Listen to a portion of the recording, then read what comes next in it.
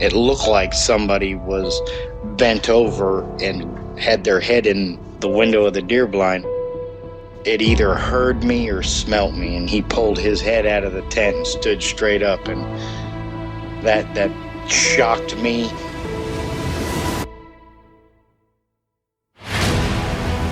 They don't make people that big. The way it moved, almost as if it was gliding across the beach. I've never seen anything move like that in my life. They were screaming at each other in gibberish. It sounded like a language, and they were chuntering away back and forwards, back and forwards, back and forwards. I know what a bear looks like, and there is no way on this planet that what I saw were bears.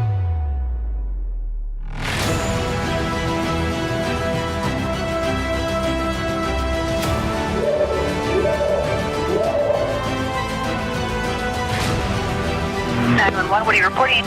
Jesus Christ, you better... Sheriff? Zia! Hello? Get somebody out here. What's going on now, sir? That son of a bitch is about 6'9", I don't know. Do you see him now, sir? Yes, I'm looking right at him.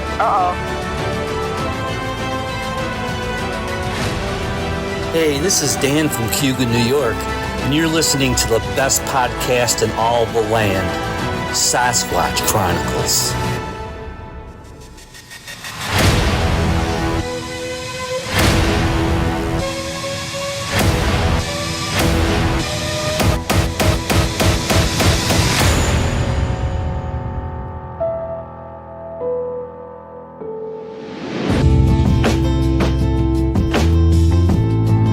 Welcome to the show, everyone. Thanks for being here tonight. Got a great show planned for you.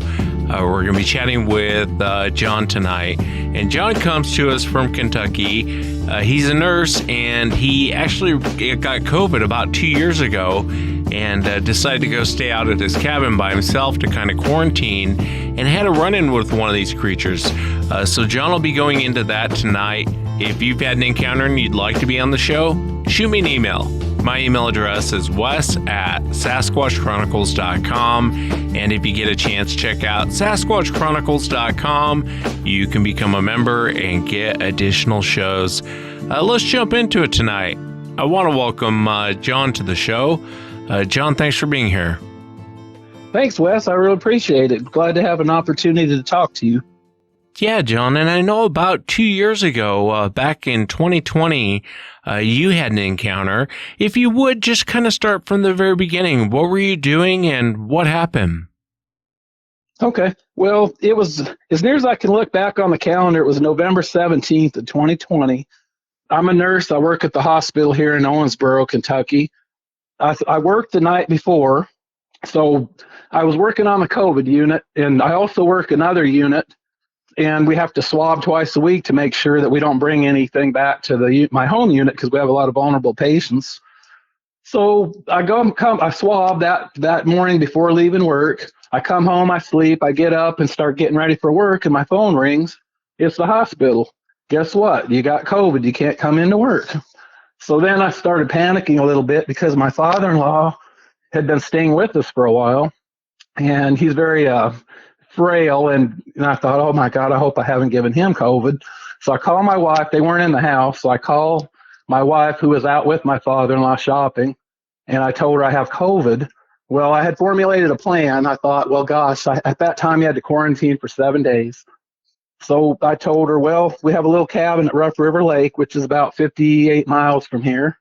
So I told her, why don't I meet you in the parking lot at the grocery store, and I'll get a week's worth of groceries. If you go in and get it, you can put them in the toolbox of my truck. We don't ever have to contact each other.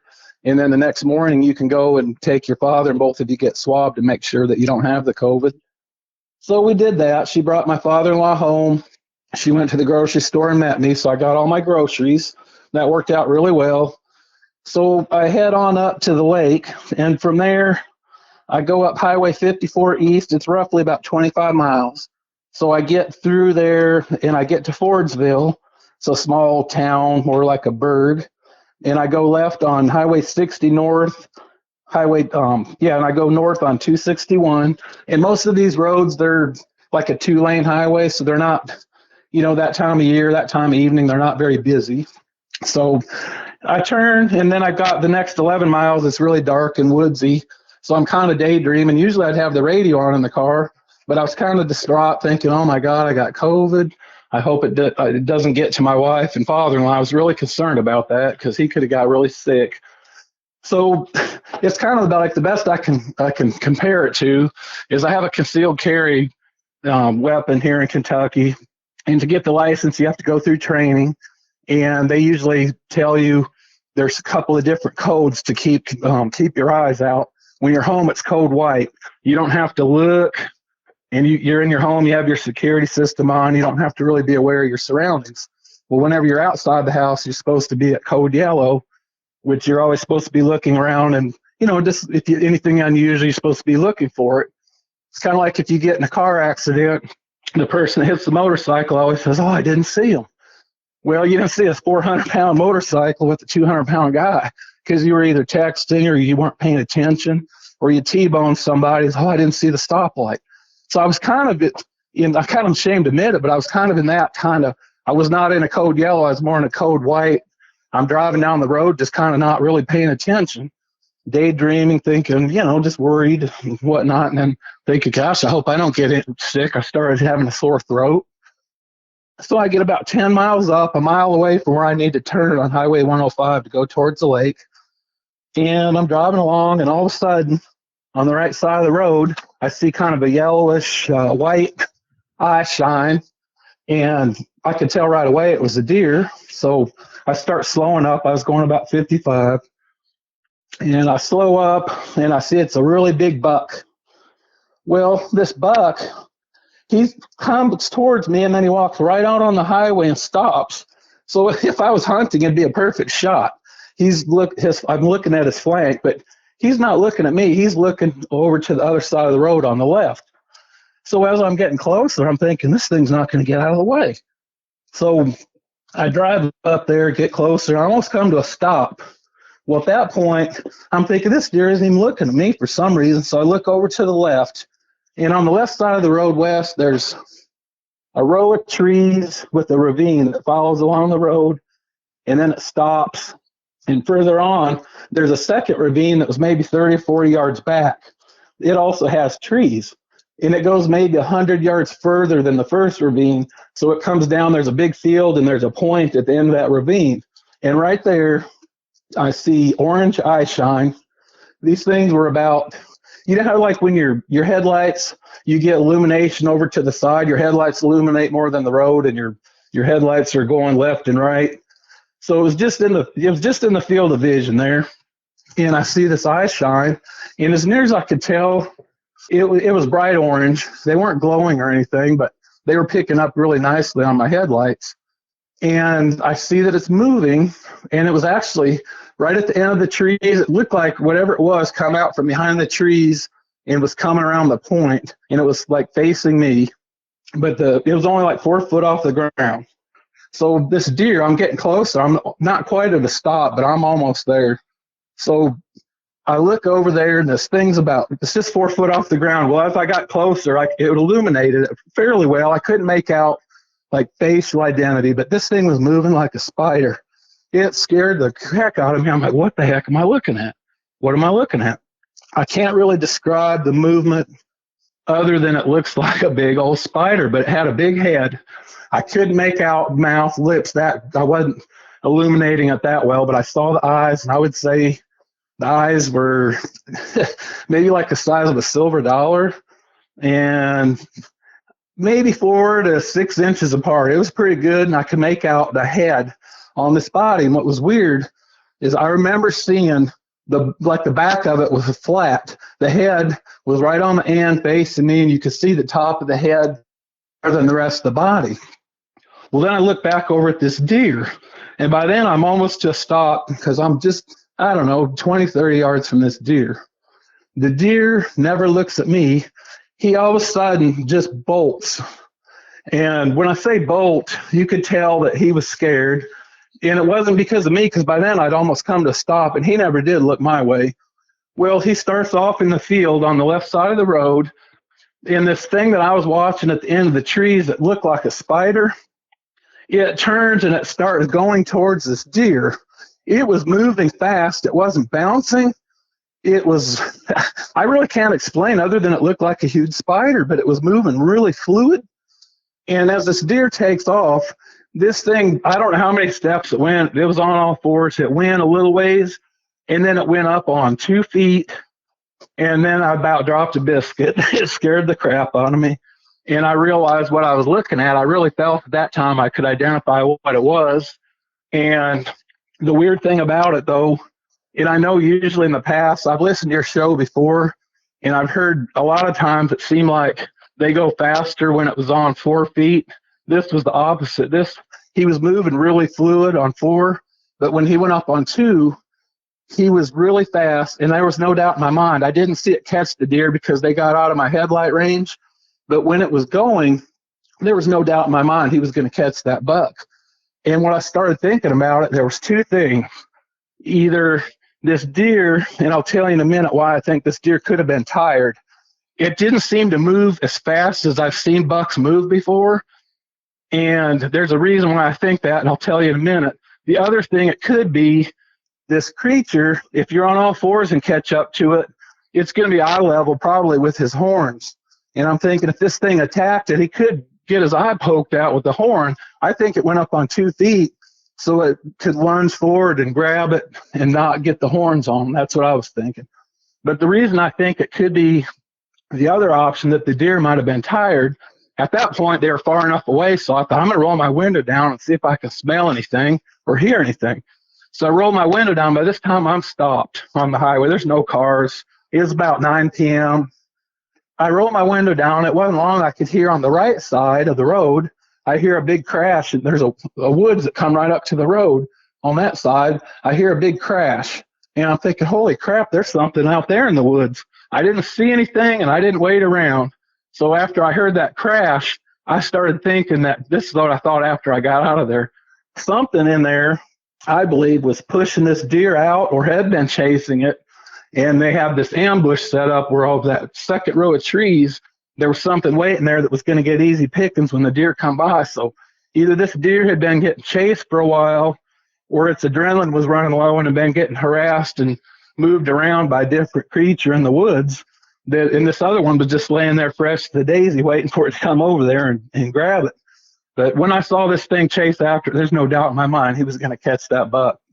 But so I don't know, and that's pretty much what happened. I can't really say that. I mean, I was scared, but I was thankful, luckily, that I was in a car, because if I, as big as this thing was that I saw, if I was on 2 feet anywhere near it, I would have been scared to death. It's an amazing account, John. It really is. And, you know, I rarely ever talk about my encounter because I want the show to be about the guest and not me. But I've seen that spider movement, and it's creepy. It's very, very creepy. You know, when I first came out and talked about it, all these research experts, you know, oh, they don't move like that, or, you know, they look like more like a primate, like an ape on all fours. And I'm like, no, they look like a freaking spider on all fours. It's probably the most creepiest thing I've ever seen. When it popped up on 2 legs and it took off, how big do you think the creature was? Wes, I think this was the biggest thing on 2 legs I've ever seen. I haven't been to a lot of NBA games, but I think at one time I saw Patrick Ewing for the I think he played for the Knicks at the time. When I was in the Coast Guard, I got an opportunity to see him play. And I think he was like 7 foot. This thing was, I'm going to say he was a little taller than that, but he would be at least twice as wide as Patrick Ewing. I couldn't see the shape of the head when he stood up, but when it was facing me, and I could tell that the head it looked like it was higher. When it was on all fours, when it looked like the head was higher. It sort of had a cone. It wasn't really prominent, but you could see a little bit of a ridge. And the way he was built, it wasn't like what I hear some of them like a weightlifter, but it wasn't fat either. He looked kind of like, I grew up in South Dakota when I was a kid in the Black Hills, did a lot of hunting. And you know how when you see a wild animal, that they're usually lean, like they don't have a whole lot of fat on them, but they're not super muscular, but they seem like they're fit and lean. It was lean like that, but without the fat, this sucker was still probably, I would guesstimate, I want to say 4 foot wide. So, so I'm guessing about 7.5 to 8 foot, 4 foot wide. And it did kind of get narrower at the waist. And these arms, you could see when it got up, I could tell that the arms were very long. What I was thinking is, but you know how like you see a flamingo and people always say, their ankles are way down there? Those are actually knees. I think the way this thing moved, and that was the other thing, when it got up on two, you know how when you see somebody jogging, they kind of bounce? Yeah. This thing wasn't bouncing. It just got up, and it was like one fluid motor. It took off on the 4s, but it just went right up onto 2 and didn't miss a beat. And it wasn't bouncing. Once it was on 2s running, there was no bouncing going on. Yeah, their movement's very, very smooth. Whether they're on 4 legs or 2, it doesn't really matter. They're just as smooth and fast and very fluid motion, as you described, for sure. How far away from the cabin did you have this encounter? Well, that was about 10 miles in. There's a little intersection called McQuady that I was about almost exactly a mile from. So I was on that stretch of road. I was 10 miles in on an 11-mile stretch. The road goes further, but at the 11 miles, I always turn, and that's Highway 105 south, and that goes the rest of the way to the lake. And my cabin's really close there. So I'm going to say it was probably about 16 miles from my cabin. Yeah, as a crow flies, that's really, really close. Were you nervous going back to the cabin after seeing something like that? Yeah, what was weird about it, so when I got up to McQuady, I like took off when I heard that up in the woods. I took off to McQuady, and right at that 4-way intersection, there's a little bitty post office. It's like a little mobile traveler. And I pulled in there, and I started kind of just thinking, what the heck did I just see? And it was going through my mind. And then I realized that maybe I should just drive back through there. Well, about the time I thought that, here comes a big semi coming right down towards where I came from. And I thought, well, by that time, I'm probably not going to see anything. So after I quarantined, I figured on the way back home in 7 days, I'll just stop there and look around. Well, when I did, you couldn't really see a whole lot. Because it's where I actually saw this creature was private property, so I couldn't really walk up there. But like around the road and in the big field behind the trees, I couldn't see any sign of a carcass or any big horns. I figured since it's a buck, I might see some horns laying down on the ground somewhere. But if there was, somebody might have come. Sometimes you'll see deer get hit by cars, and you'll see people come by and cut the horns off. So maybe somebody saw it and collected the horns, but I didn't see any sign of a carcass up there. So if it caught it, which I'm sure it did, it probably carried it off. Yeah, and I know you're kind of a science guy, John, and I mean, you work as a nurse for a living, and you had a lot on your mind, with COVID, and you're going out there to kind of quarantine. Did this affect you at all, seeing this thing? Well, it really, in a way, I've always believed, and I can't say that always been a big Bigfoot person, but I was wary of it. Growing up in the Black Hills of South Dakota, I heard a few stories from hunters, secondhand stories. Never really knew anybody, but you hear from somebody that knows somebody, stories. It wasn't like a lot of Bigfoot sightings, but I did hear some growing up. So, I've been interested in it. And then after the sighting, I got really into it. But I've always been, interested in like supernatural and cryptozoology, stuff like that. But I would say it affected me by really having appreciation whenever I drive and I'm in the city. And I learned a lesson to always be vigilant. I really caught myself that time, and it was weird. That's the time that I saw it when I wasn't really expecting it. Because there's times I'm always looking for deer, coyotes, anything I see along the road. It's always fun. Sometime on the way up to the lake, I'll count how many deer sets of eyes I counted on the way up. And if it's daytime when I'm up there, I count how many deer I see, just kind of fun, and I watch. But that time when it caught me, I wasn't watching, so it affected me in the way that I pay attention a lot more when I'm driving. It's dangerous anyway not to pay attention. God knows I've had patients come in that were, texting and whatnot. So I see what happens if you're not paying attention. But honest to God, my mind was just dreaming, and I was worried about my father-in-law and wife. And that's when I saw it. It's like when you least expect it. That's what's weird about it. Just totally unexpected. So I have a really appreciation for the fact that there's a lot of stuff out there that we don't know about, that we're just still finding out. Yeah, and I understand. I'm fascinated that it only happened 16 miles from where your cabin's at, and it's a cabin where you're not there very often. And is there other empty cabins in that area? Well, the place where my cabin is, it's in a like a developed, not really developed. It's like I'm what they call second row, right across the street from the lake. So I can see the lake from the front porch, but behind me it's like a hill, and behind me there's a whole bunch of woods. I've never really heard or seen anything suspicious there, except for one time when I built the cabin myself. When I was building the cabin, this was like 7 years ago. There was one evening I had the porch on there already, and I had been taking wood out of my pickup. I got a Ford F-150, and the tailgate was down, and I was sitting there, and there's a big ditch just to the side of my driveway. Well, I see some motion coming up there, and I see this big cat creeping up there, so I'm just still not moving. And I thought, oh, here comes a bobcat. Well, when it got up on the driveway, I realized it's a lot bigger than a bobcat, and it's got a long tail.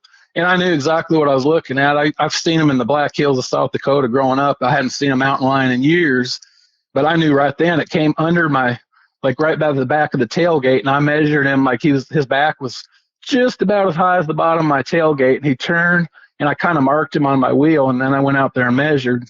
But I think the body was about 4 foot long. So anyway, long story short, I moved a little bit, tried to get my phone. It was sitting there. And as soon as I moved, it was gone. And to me, there's a mountain lion. So I'm thinking, people say, well, how come people don't get pictures of Bigfoot? I was in my car, and it didn't occur to me to get the camera when I saw this thing. It scared the crap out of me. I wasn't even thinking of a camera. Well, even when I did see a mountain lion, as soon as I moved, I could not get my camera. This thing was wary, and it moved. Well, then I'd ask the game warden the next day. I fish a lot.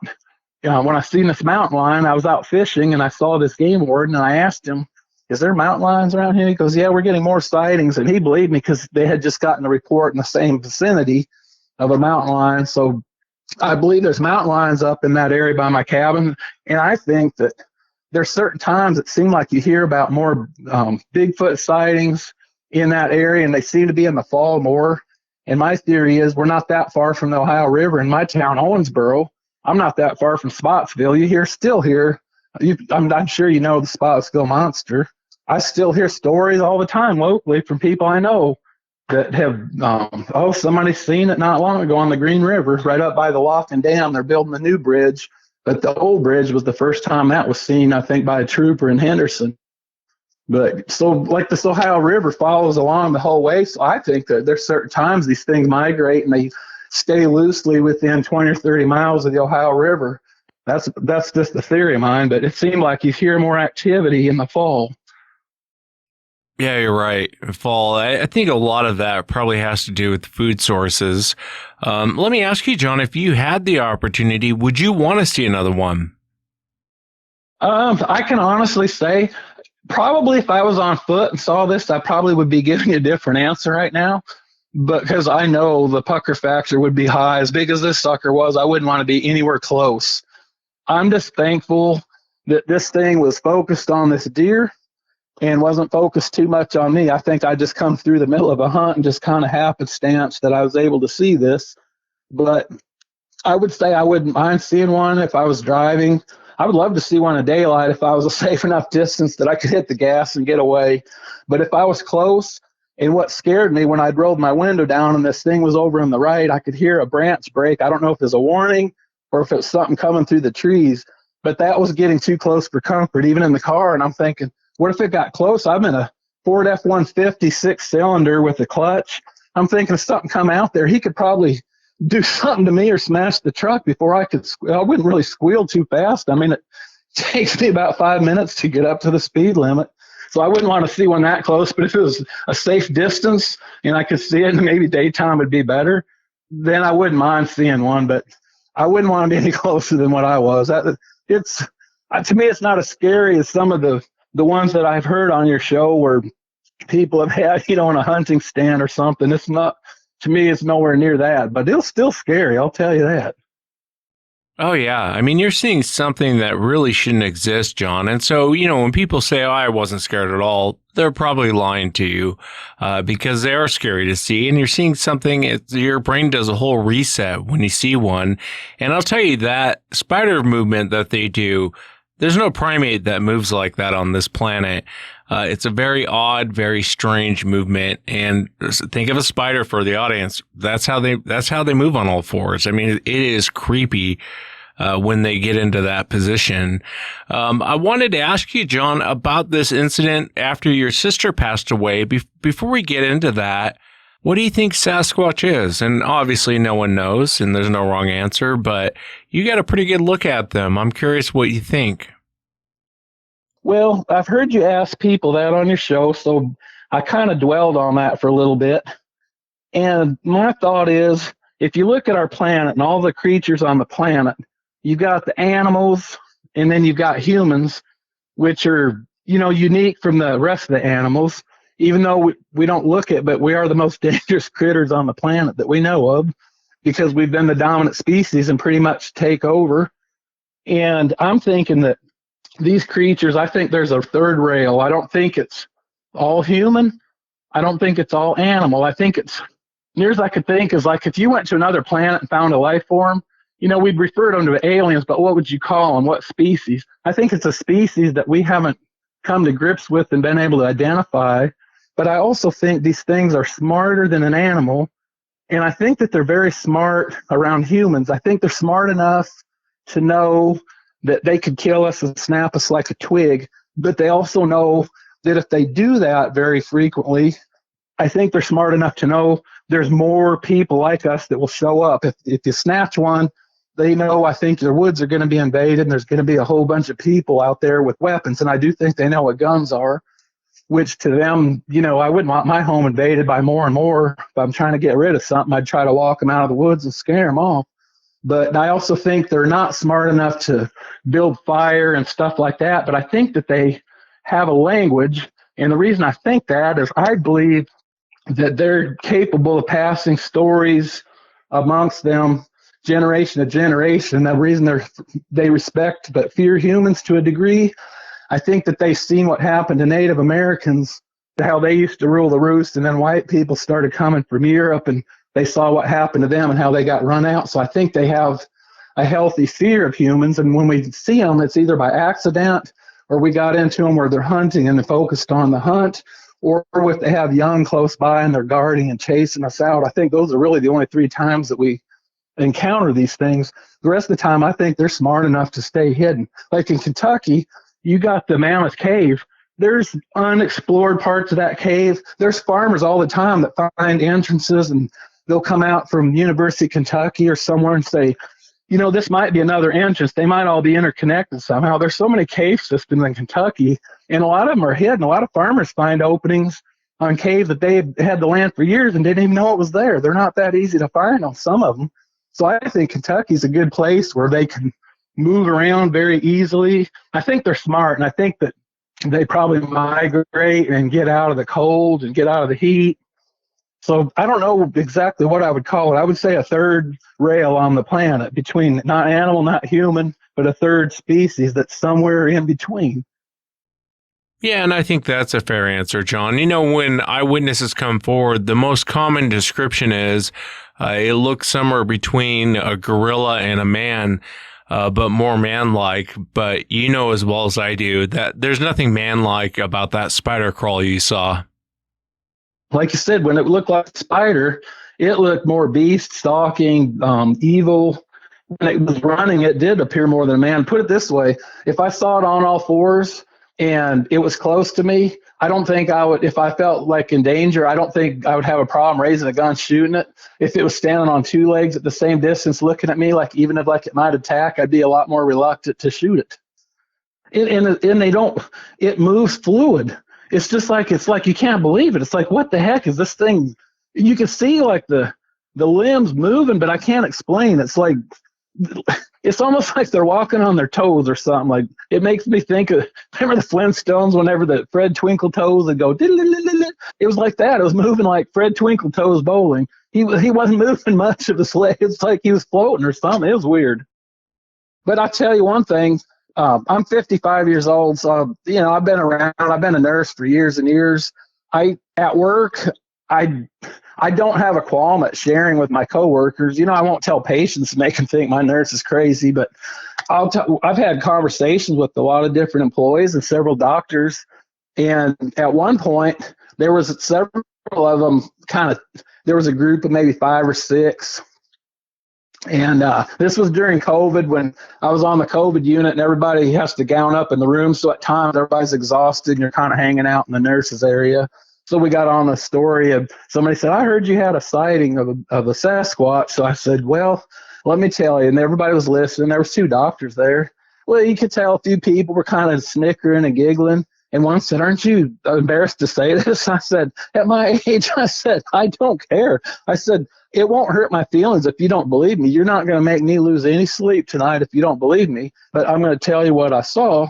Well, anyways, after it was all said and done, there was a couple of them kind of went off giggling, and 2 people stayed behind. One of them was a doctor, and one says, I believed him because I had a sighting. He said, I just don't have the balls like you did to say it in front of people because they'll think I'm crazy. And I said, well, you're a lot higher pay grade than me. People might, you might get booted off some important post or something. So I see why you keep your mouth shut. But so we had a private conversation that was kind of interesting. He's a hunter and he was telling me about something that happened, but it was kind of funny that, like, of all the people that weren't laughing, I could tell through the whole conversation he was listening really close. So I thought he must have had a sighting or somehow he believes.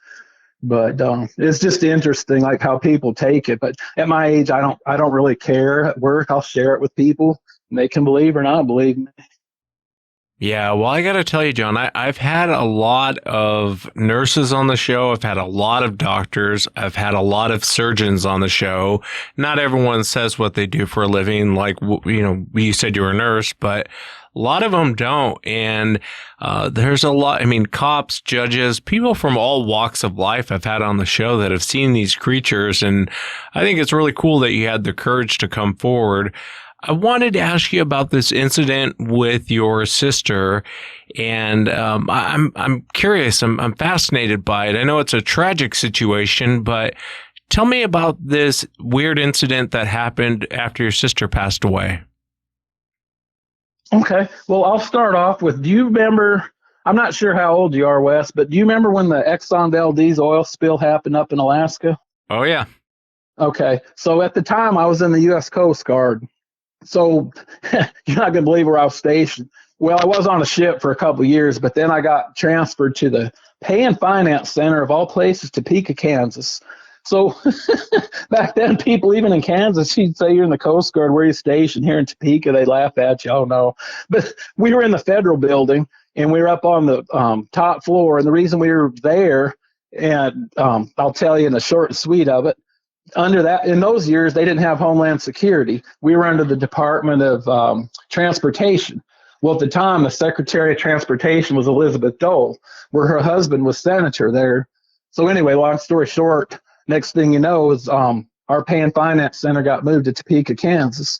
So that's why we were there. Plus, it was a central time zone. As I was a pay auditor at that time, I was a yeoman. And so I would do things with payroll, and you had to be able to talk to people on the East and West Coast, up in Alaska, Hawaii. So it was a good time zone to be able to do all that work. So anyway, when the oil spill happened, they needed volunteers to go up there. And when I heard what the assignment was, I was a single guy at the time. I said, yeah, I'd like to do that. So I go up there to the Pay and Finance Center, report to Anchorage, Alaska. I was reported to the Marine Safety Office. And I was up there. I lived up there for about 6 months, and I had a plum job. I didn't have to clean oil.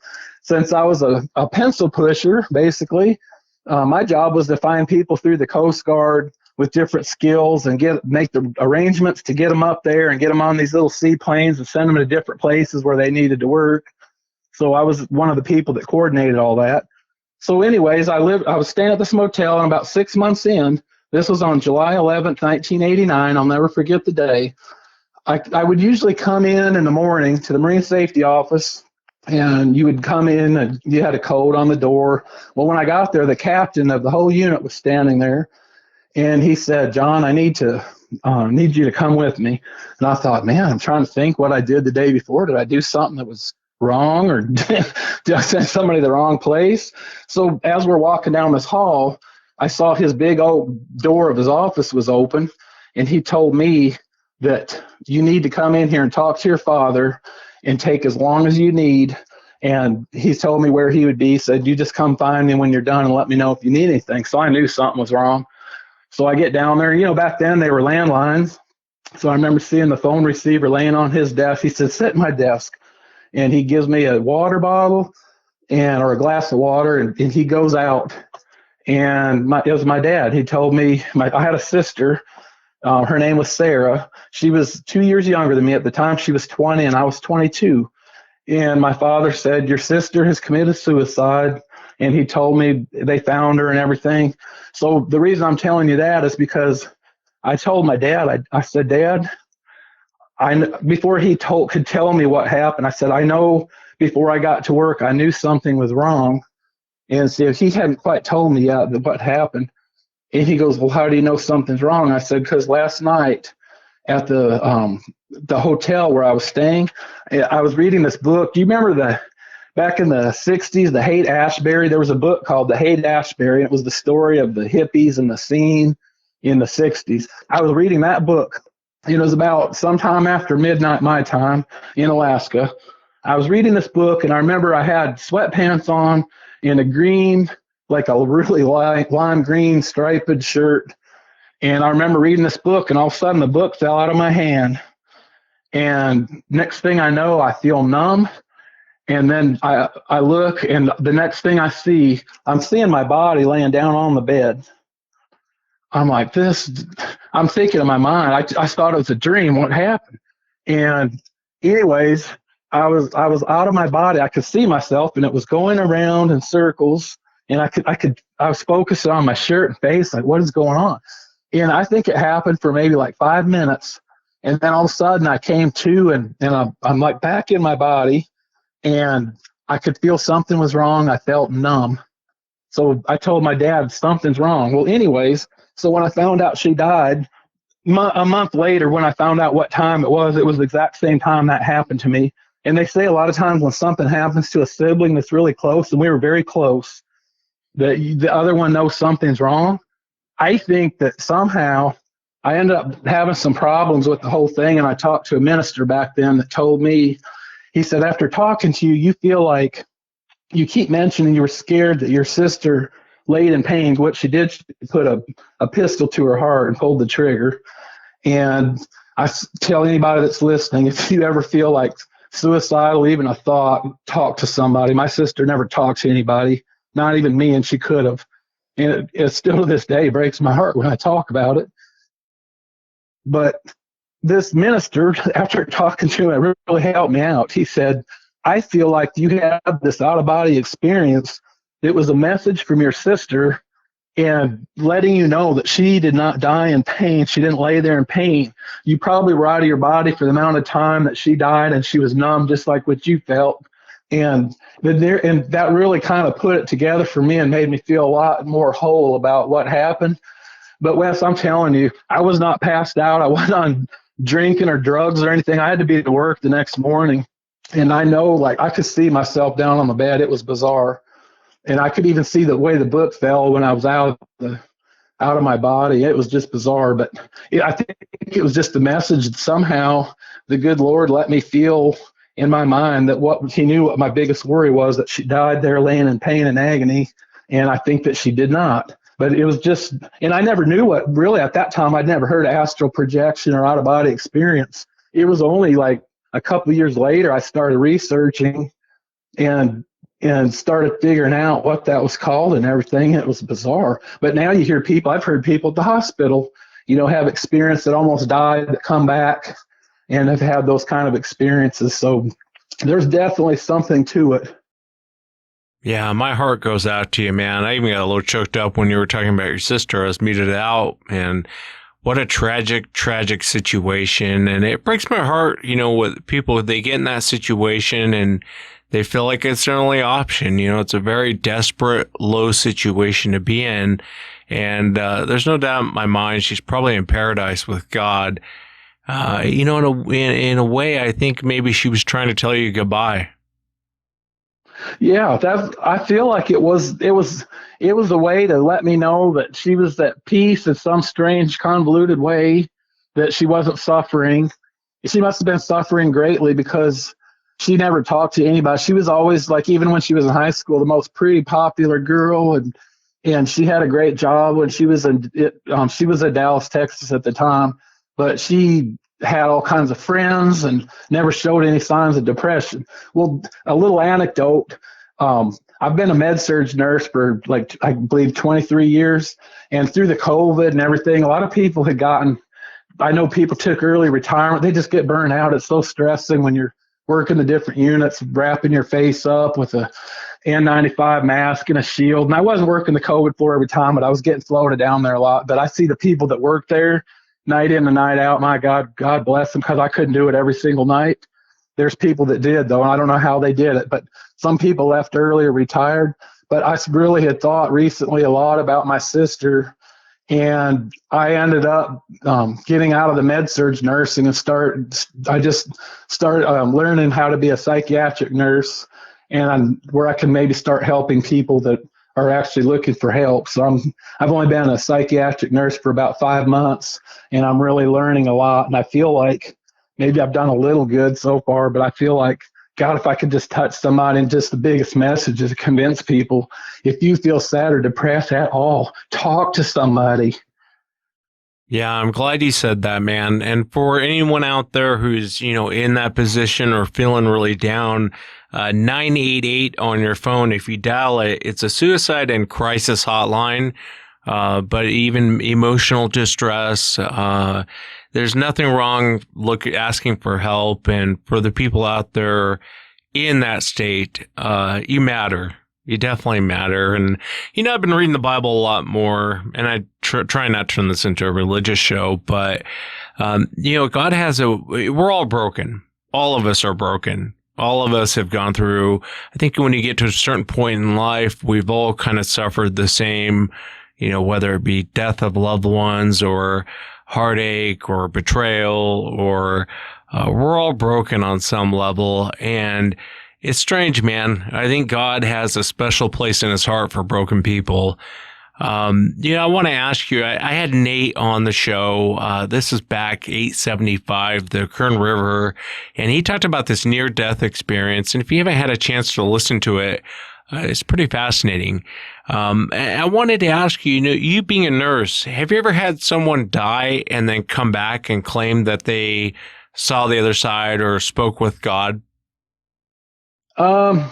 I haven't had, I have friends who have had that. I have had one time, I had a patient that was actively dying, and their family was in the room, and this patient hadn't talked in probably 2 or 3 days. And they sat up as much as up, a weak person. They were in the bed elevated, but they moved their head forward enough off the pillow. And she said, "They're beautiful." And her daughter said, "What's beautiful, Mama?" And she said, "The angels." And that was the last word she ever spoke. And then she went right back to being out of it. Within an hour, she died. But that was one that really touched me. And another time, we had one of our nursing assistants. We had a patient that passed away, and she came down the hall, was white as a ghost. This was after the code was done and everything, and we weren't able to resuscitate this patient, but she come down white as a ghost. And I said, "What's wrong? Did that really hit you hard?" She goes, "Not only that, but," she said, "when I come out of the room, they were in there after the body had been moved. The body was going down the hall," and she said, "An angel." She said, "I know it was an angel. It had wings. I could see it. It wasn't solid, but it was there enough to know. And it was following along behind as they were pushing the person down the hall." It's making me kind of choke up talking about it. But that was one story too that was like really sticks in my mind. Yeah, it's an amazing account, and God bless you for what you do, John, because I couldn't do what you guys do. I couldn't do what nurses do. And I got to tell you, every time I've been in the hospital, I've been in the hospital in a serious state twice in my life. And God bless the nurses, man, because they're the ones actually taking care of you and doing everything for you and being your advocate. And If it wasn't for the nurses, I'm not sure I'd be around because I never saw the doctor. The doctors work, though. That I would not trade positions with the doctor for nothing. They're a doctor 24/7. They can't even go to church without somebody wanting them to look at the mole on their neck or something. I'm only a nurse when I'm at work. It seems like I don't have an office with work piling up. But I feel like I'm a good nurse, but I have a lot of respect. I have coworkers that are like so far ahead of me, light years. So nursing is very humbling.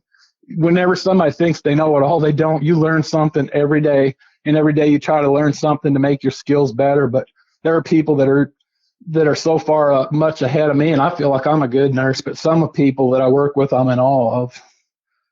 Yeah, I got to tell you, John, thank you so much for taking the time to come on, and God bless you for what you do, and God bless all the nurses out there. And you don't realize how important their role is until you're in an ICU bed, and then you find out real quick how important nurses are, man. So God bless you. It's not a job for the weak, that's for sure. And thank you so much for sharing about your sister. I know that's beyond personal. You didn't have to share it. But I'm really glad that you did, man. And no doubt in my mind, man, she's looking after you, looking over you, and she's in paradise, brother. Thank you so much for taking the time. I appreciate that, Wes. I appreciate the kind words. And I want to throw some goodwill your way too. I have had, especially since that sighting, I've really listened to your show a lot, and I learn a lot. I really enjoy your show. There's many nights when I'm off work and I'm up at my little cabin, I'll have a fire out there and I sit right outside there at the fire, listen to your show. Sometimes I have to move my chair away from the woods so I can see the woods on one side because it creeps me out having the woods behind me. And we always laugh. My wife said, "You must be out." She looked out the window one day and she told me later, "You must have been listening to that Sasquatch Chronicles because I seen you move your chair." And I said, "You're darn right I did. I want to keep an eye on the woods." But you've given me many hours of entertainment and pleasure. And I really appreciate what you do. You make all our lives better. It's very kind of you, John. Thank you, Wes. And that's it for tonight, everyone. Remember, if you've had an encounter, shoot me an email. My email address is wes@sasquatchchronicles.com. And if you're in a bad position, dial 988. If you're thinking of suicide or you're just going through a tough time, we need you. You matter. Until next time, everyone.